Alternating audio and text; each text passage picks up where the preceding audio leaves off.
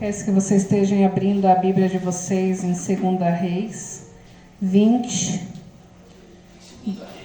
a partir do 1. Então lá diz assim: doença e cura de Ezequias. Por aquele tempo, Ezequias ficou doente à morte. O profeta Isaías, filho de Amós, veio ter com ele. Pessoal, para quem não conhece, o rei Ezequias foi um rei muito conhecido. Diz a Bíblia que o rei Ezequias, diz na Bíblia que não teve antes e nem depois um reinado melhor do que o reinado do rei Ezequias, porque o rei Ezequias era temente ao Senhor, né? Ele induzia o povo a adorar a Deus, né? E não a outros deuses. Então, entanto, o rei Ezequias, ele destruiu todas as estátuas que tinha, né? Quando ele começou a reinar, se não me engano, ele ficou 25 anos reinando. Ele começou a reinar, ele foi quebrando estátuas, essas coisas que eram de outros deuses, para ser glorificado somente o nome do Senhor, né? Então ali diz: e lhe disse, assim diz o Senhor, põe em ordem a tua casa, porque morrerás e não viverás. Aqui é Deus falando para Ezequias, né? Através do profeta Isaías, né? Que ele iria morrer, né? Que a sua morte era nítida, né? Então, que ele ponhasse a casa dele em ordem, deixasse tudo certinho, porque ele iria morrer. Então, o rei virou o rosto para a parede e orou ao Senhor, dizendo: lembra-te agora, ó Senhor, te peço, de como tenho andado diante de ti, com fidelidade e integridade de coração, e tenho feito o que era reto aos teus olhos. E Ezequias chorou muito, muito. Diz que na Bíblia que o rei Ezequias, ele chorou implorando ao Senhor pela sua vida de novo, né? Porque o Senhor, imagine você receber uma palavra do Senhor hoje, né? Chegar em você e falar, um profeta falar, põe a tua casa em ordem que em breve tu morrerás, né? Não é um desespero quando a gente está doente, que sabe que aquela doença pode causar, né, morte, a gente fica desesperado, a gente entra em depressão, tudo, né? Então imagine, né, o rei Ezequias, mas não, ele foi, né, confiante em Deus, e em vez dele começar a chorar e gritar para todo mundo o que ele tinha, porque o rei Ezequias, ele tinha uma úlcera, diz que ele tinha uma úlcera, ele estava com uma úlcera, né, era feridas. Aí, imagine, né, chegar um enviado do Senhor e falar, né, para ele que ele ia morrer. E sucedeu que, não havendo Isaías ainda saído do meio do pátio, veio a ele a palavra do Senhor, dizendo: volta e dize a Ezequias, príncipe do meu povo, assim diz o Senhor Deus, teu pai, Davi ouviu a tua oração e vi as tuas lágrimas. Eis que eu te sararei. Ao terceiro dia subirás à casa do Senhor. Acrescentarei aos teus dias 15 anos, e das mãos do rei de Assíria te livrarei, a ti e esta cidade, e defenderei essa cidade por amor de mim, e por amor do meu servo Davi. Então, ali naquele desespero do rei Ezequias, Deus não deixou o profeta Isaías nem chegar na metade do pátio ao ir embora. De tanto que ele comoveu o coração de Deus com a sua súplica, e como ele era um homem que temia a Deus, um homem que fazia as coisas segundo o coração de Deus, Deus voltou na sua palavra, né?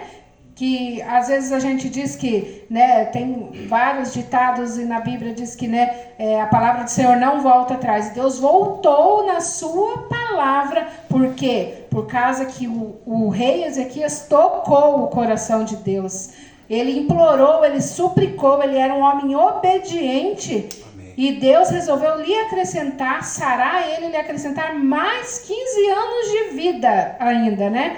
Então ele manda o profeta Isaías voltar aonde estava Ezequias, que não deu tempo nem dele chegar até a metade do pátio do templo, e falar para ele que ele estava voltando atrás e ele iria sarar Ezequias e ia acrescentar a ele mais 15 anos na sua vida, né? Deus forte e poderoso. Disse mais Isaías: tomai uma pasta de figos e põe sobre a úlcera, e ele sarará, a úlcera que ele tinha. Então, ele fez uma pasta de figo e colocou lá, mas não foi a pasta de figo que curou o rei Ezequias, né? Foi o Senhor, ali assim, simbolicamente, na hora que ele coloca aquela pasta como barro. Quando Jesus curou o cego, ele colocou o barro nos olhos do cego e ele voltou a enxergar, mas não foi o barro que curou ele, né? Foi o Senhor Jesus. Perguntou, pois, Ezequias a Isaías: qual é o sinal que o Senhor me sarará e de que ao terceiro dia subirei à casa do Senhor? Respondeu Isaías: isto te será sinal da parte do Senhor, de que o Senhor cumprirá a palavra que disse: adiantar-se-á a sombra 10 graus ou voltará 10 graus atrás. Então disse Ezequias: é fácil que a sombra decline 10 graus. Não seja assim, antes volte a sombra 10 graus atrás. Então o profeta Isaías clamou ao Senhor, que fez voltar a sombra 10 graus atrás, pelos graus que já tinha declinado do relógio de sol de Acás. Então o relógio de sol de Acás, né, naquela época não tinha relógio digital igual os nossos, né?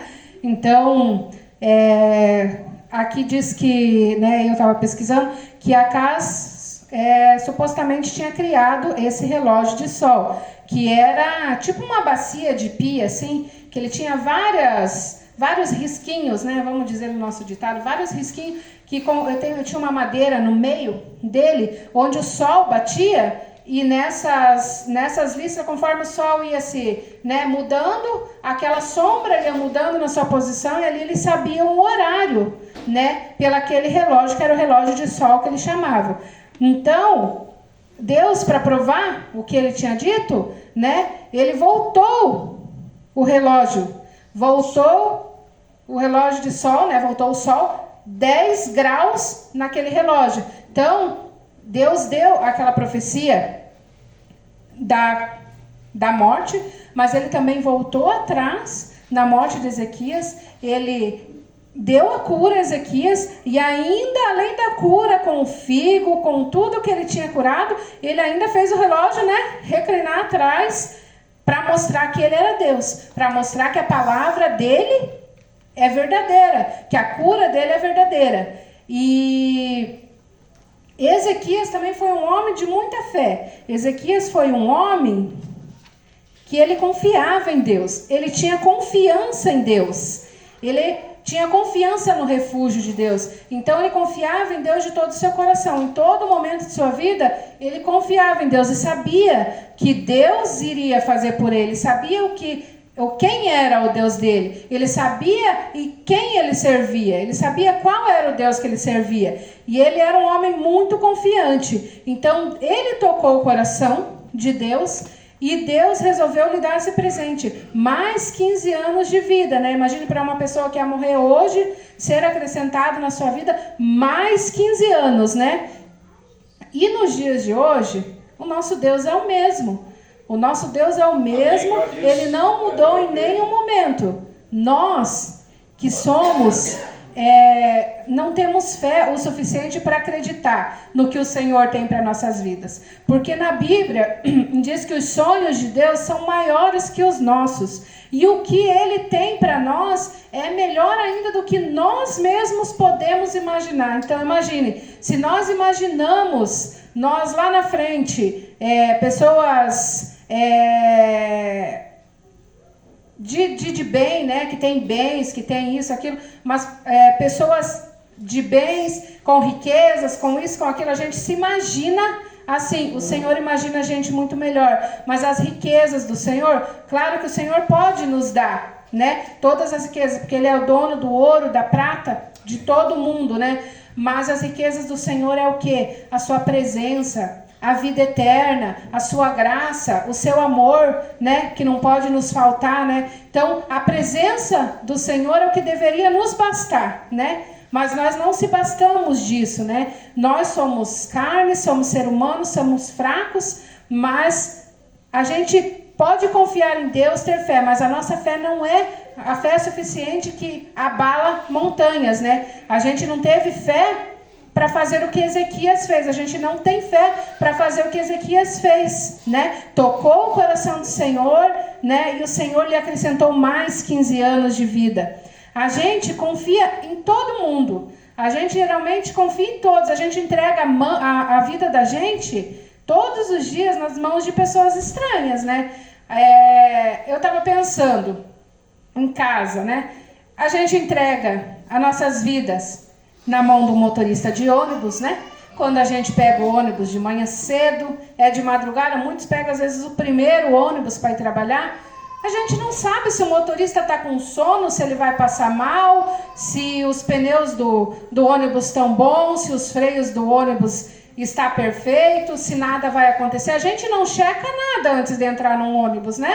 A gente não faz perguntas, não checa nada. A gente apenas entra naquele ônibus e vai em direção aos nossos trabalhos. Chegamos, às vezes, na casa de pessoas que não conhecemos, trabalhamos, depois de muito tempo a gente pensa que conhece, porque diz que a gente não conhece realmente nem o próprio esposo da gente de verdade, mesmo sendo anos de casado, né? Nem os filhos da gente, mesmo sendo, né, sendo do ventre da gente, sendo do ventre da gente, a gente não conhece, né? A vida, né, que nos mostra quem realmente é a pessoa. Então a gente vai, às vezes, trabalha numa empresa que a gente não conhece, na casa de uma pessoa que a gente não conhece, sabendo que ali pode haver maldade pra gente. Naquele ônibus, no trajeto, pode estourar o freio, o motorista pode estar embriagado, pois a gente não chega, não passa um bafômetro nele em momento algum, né, e olha para ele, não, tá aqui, ó, você vai usar o bafômetro para ver se você não tá bêbado, você não tá com sono,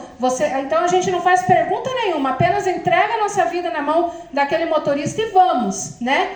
E chegamos no nosso destino, num avião, né? Eu nunca viajei de avião, mas muitas pessoas já viajaram, né? Então, no avião você chega, você senta na poltrona, não pede se o motorista tem, né? A gente sabe que ele vai ter carteira, tudo, mas a gente não pergunta nada, a gente não interroga nada, a gente não fica fazendo as perguntas por quê, como, onde, tem isso no avião, tem aquilo no avião, não. Apenas senta naquela poltrona com a sua bagagezinha. Tem muitos que, né, a gente vê, pega o seu fone de ouvido, coloca ali no seu ouvido, senta e dorme, entregando e confiando a sua vida na mão daquele piloto, né? De um Uber, um motorista de Uber, você pega um Uber, você não sabe como, né, em que situação está aquele Uber, porque você não sabe se ele está drogado, se ele está bêbado, se ele tem algum problema de saúde, se ele pode, daqui ali na frente,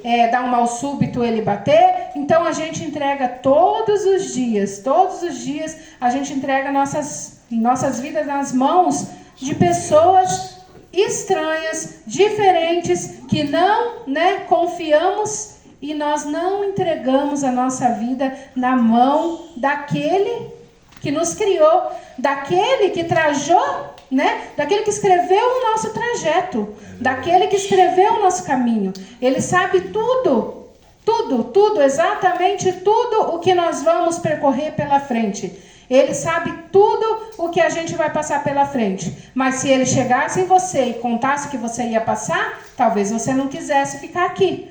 Então, cada dia a gente descobre a cada passo, a cada conquista, a cada derrota, a cada luta, a gente descobre um pouco do processo da gente, né? Então, a gente não consegue confiar e entregar as nossas vidas nas mãos do Senhor. Ele sabe de todas as coisas. Ele só pede pra gente, filho, confia em mim, descansa, entrega os teus sonhos, entrega os teus planos, entrega tudo na minha mão e deixa eu trabalhar. Deixa eu pegar o volante por você e dorme. Vai dormir, vai descansar. Deixa eu pegar o volante da sua vida e te guiar. Deixa eu te levar aonde eu quero te levar. Deixa eu te levar porque eu sou o Senhor quem te criou. Eu sou o teu pai. Que pai que quer mal para um filho, né? Que pai que vai fazer mal para um filho? Nenhum, né? Claro que tem as exceções, né? Que tem alguns pais que só pela misericórdia de Deus. Mas um pai, realmente, um pai verdadeiro, um pai que ama, um pai que cuida, não vai abandonar seu filho. O nosso Deus não abandona nem os passarinhos, nem os animais, nem as flores do campo, né? Ele veste as flores do campo com a melhor vestimenta. Ele sustenta os passarinhos sem eles precisar trabalhar, né? E quem dirá nós que somos seus filhos? Nós somos filhos de Deus, né? O Senhor Jesus é o nosso Pai, né? E Ele nos deixou como herança o Espírito Santo para estar aqui na terra nos conduzindo a cada dia pelo melhor caminho. Então que nós possamos confiar no Senhor, que nós possamos confiar nas promessas do Senhor, que nós podemos confiar que Ele pode todas as coisas. Se o Senhor pôde, né, retroceder, né, tantos graus do relógio de sol para mostrar para Ezequias, um homem obediente, que ele era Deus e que ele iria morrer, mas o Senhor lhe concedeu a vida, mais 15 anos de vida. Quem é esse Deus para qualquer doença ou qualquer luta da nossa vida? Ele é o Deus do impossível, Ele pode todas as coisas, Ele pode fazer todas as coisas.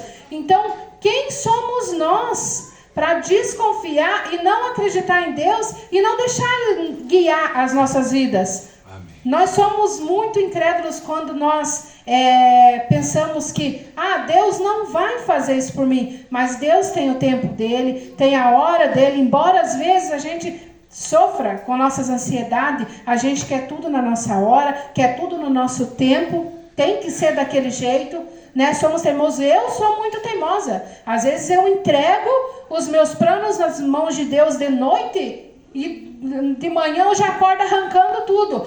Não, eu vou resolver assim, eu vou mandar mensagem para isso, eu vou fazer aquilo, não, eu vou pegar isso daqui. Eu fico desesperada. Falta de confiança em Deus, falta de confiar no dono da minha vida, naquele que trajou o meu trajeto, naquele que Deus do ventre da minha mãe, antes do ventre da minha mãe, Ele já me conhecia. Ele já tinha me dado a vida, Ele já tinha me dado o nome, Ele já tinha falado quem eu iria ser, né?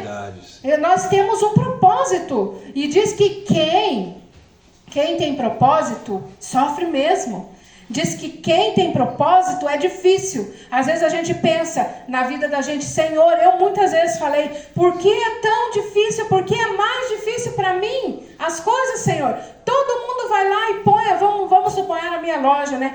Todo mundo vai lá e põe uma loja em tal lugar e tal. Senhor, enche de pessoas, isso e aquilo. E eu aqui faço as coisas boas, me dedico ao meu trabalho, faço tudo com amor, com carinho, e não vai para frente, né? E sempre reclamando, né? A gente sempre ali querendo colocar o Senhor contra a parede, né? E falando para Deus o porquê é mais difícil. Por quê? Porque você tem propósito, porque Deus te escolheu.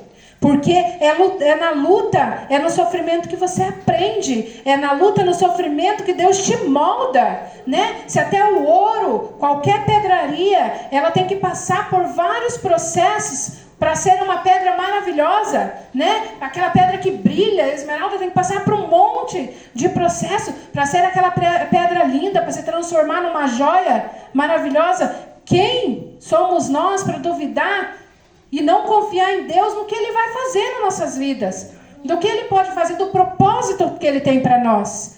Ele não vai te contar o propósito que Ele tem para você, mas os planos de Deus são maiores que os seus. Os planos de Deus são melhores que os seus. O seu pai vai te dar coisas muito melhor. Seu pai não vai te dar vinagre quando você pedir água. Seu pai não vai te dar pedra quando você pedir pão.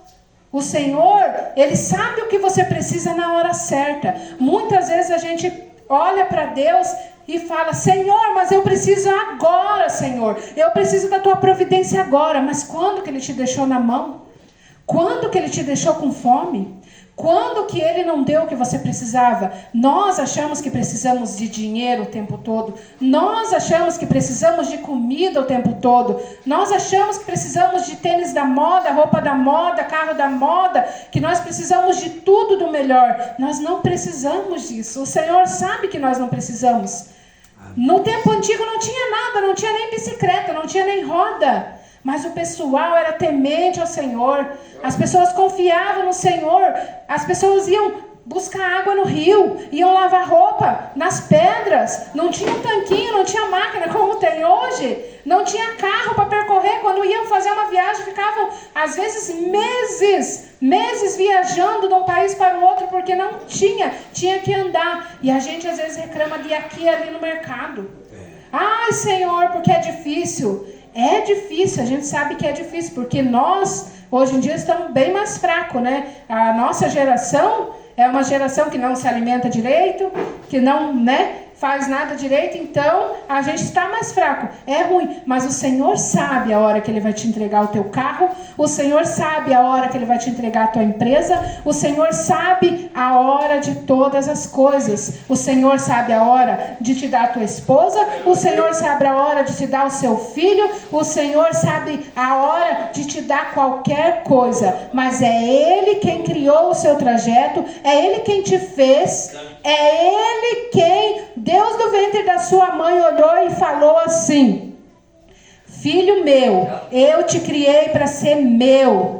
Eu te criei para ser meu. E a partir de hoje, você está nas minhas mãos. Eu sou o teu pai e só tenho o que é melhor para você. A partir daquele momento que Deus deu a promessa e deixou você vir ao mundo, porque se Ele não quisesse, você nem ao mundo viria. Porque tudo acontece pela vontade de Deus. Então, Ele te deixou vir até aqui. Se nós estamos hoje aqui, dentro da igreja, não estamos em outros lugares, é porque Ele nos trouxe até aqui. É porque Ele tem um propósito. Se Ele fez o propósito de trazer, tirar a Paola daqui, enviar para São Paulo, tirar a Paola de São Paulo, ponhar aqui de novo, é porque Ele tem propósito. Ele tem propósito para a nossa família e não só para a nossa família. Ele tem o propósito para o São Jorge. Essa igreja está aqui, nesse local, nesse prédio. É porque Ele tem o melhor para nós. É porque é para ser aqui a obra.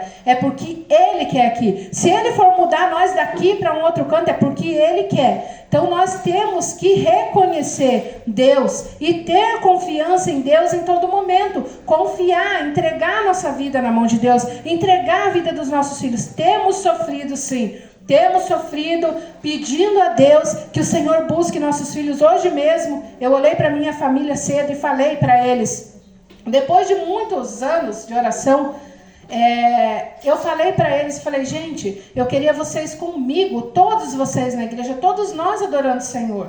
Jesus vai voltar, eu queria vocês.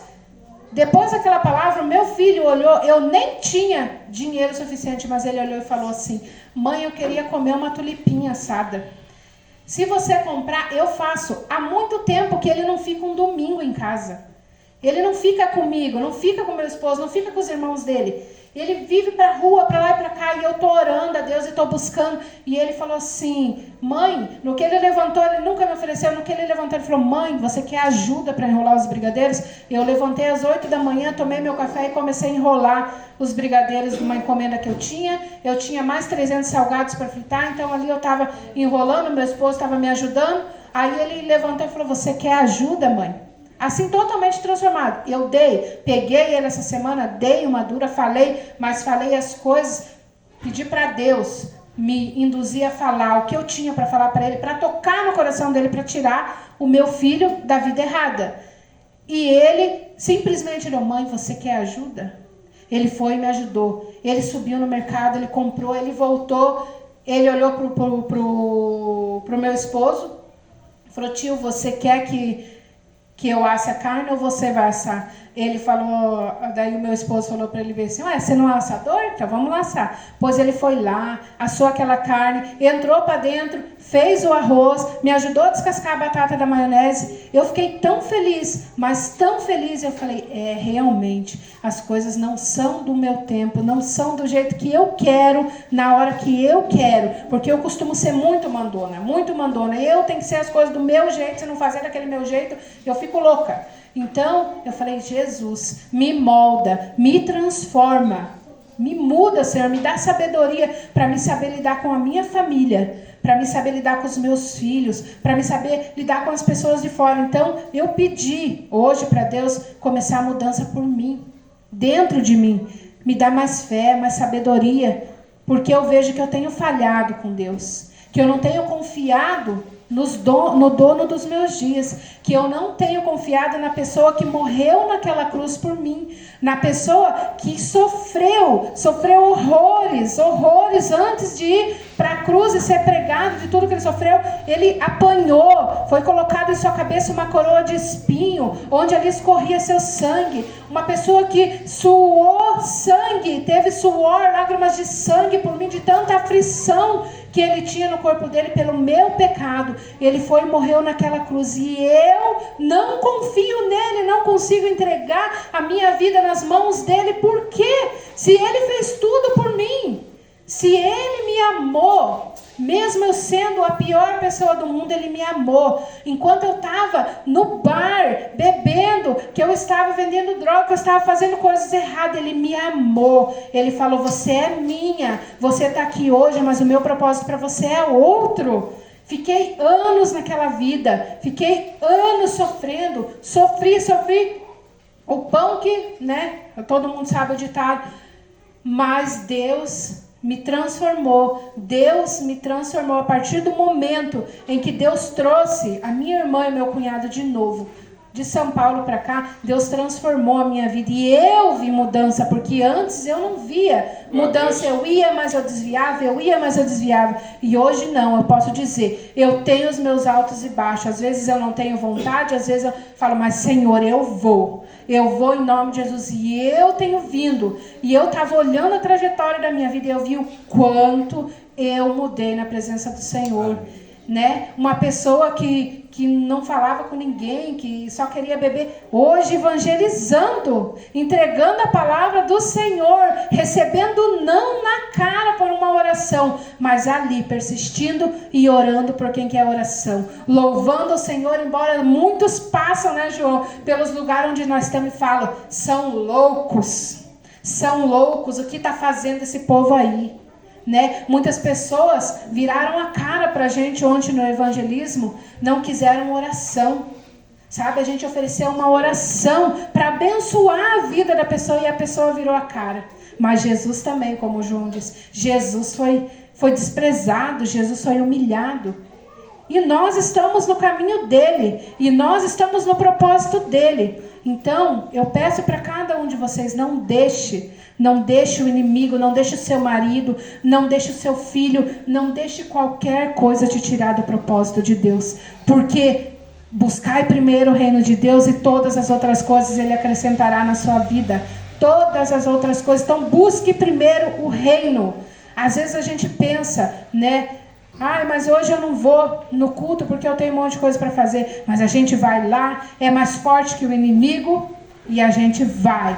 E a gente, vem até aqui. Então, que vocês não deixem nada abalar e nada tirar vocês do caminho do Senhor. Que o Senhor abençoe a vida de vocês nessa noite e que leve essa palavra no coração e que Jesus esteja agindo na nossa semana. Em nome de Jesus, é essa palavra que eu tinha para entregar para vocês. Deus abençoe.